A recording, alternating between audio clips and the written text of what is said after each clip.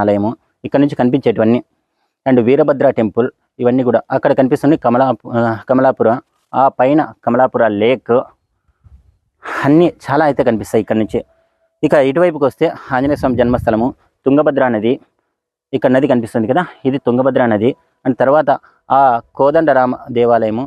ఇక యంత్రోద్ధారక ఆంజనేయ స్వామి చిన్నప్పుడు ఎక్కువ అల్లరి చేస్తున్నాడని చెప్పి ఒక యంత్రం వేసి అందులో అయితే కనుక మహాముని ఒక ఆయన కూర్చోబెడతాడు ఆ యంత్రంలో. అప్పటి నుంచి స్వామి ఎక్కడికి కదలకోకుండా కొన్ని రోజుల పాటు అయితే చిన్నప్పుడు అక్కడే ఉంటారనమాట.